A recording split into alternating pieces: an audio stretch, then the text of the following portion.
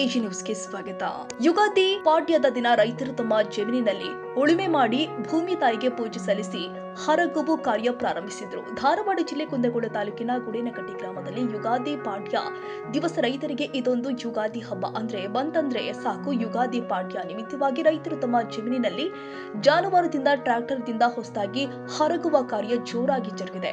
ಮುಂಗಾರು ಹಿಂಗಾರು ಎರಡು ಬೆಳೆಯ ಕೊಯ್ಲು ಮುಗಿಸಿ ರಾಶಿ ಮಾಡಿದ ರೈತ ಎಲ್ಲ ಸುಗ್ಗಿ ಮುಗಿದ ನಂತರ ಹರಗುವ ಕಾರ್ಯ ಜೋರಾಗಿ ಆರಂಭಿಸುತ್ತಾರೆ. ಈ ರೈತ ಯುಗಾದಿ ಹಬ್ಬವನ್ನ ಸಂಭ್ರಮದಿಂದ ಆಚರಿಸಿದ್ರು.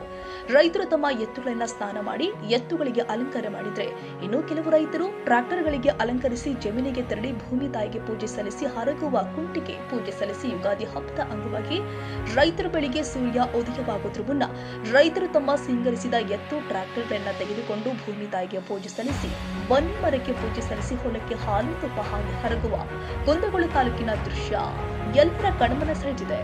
Andappa Kolur, Dharwad, AG news.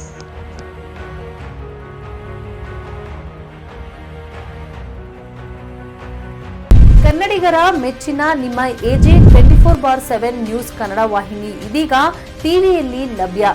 ವೇಳೆ ನೋಟಿಸ್ ಕೊಟ್ಟಿದ್ರೆ ವಾಪಸ್ ತಗೋತೀವಿ. ಇವತ್ತು ವಕ್ಫ್ ಪ್ರಾಪರ್ಟಿ ಅಂತೇಳಿ ಬರ್ತದೆ ಅಂತ ಹೇಳಿದ್ರೆ ರೈತರ ಬೀದಿಗೆ ಬಂದ್ರೆ ಏನ್ ಮಾಡ್ಬೇಕಾಗತ್ತೆ? ಯಾರು ವೋಟ್ ಹಾಕಲಿಲ್ಲ ಅಂದ್ರೆ ಗ್ಯಾರಂಟಿನೆಲ್ಲ ಸ್ಟಾಪ್ ಮಾಡ್ಬಿಡ್ತೀವಿ.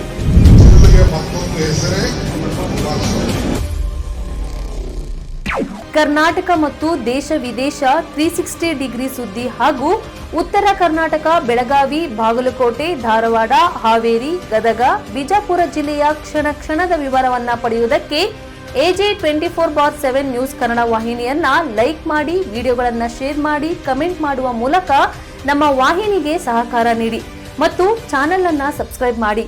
ಧನ್ಯವಾದಗಳು.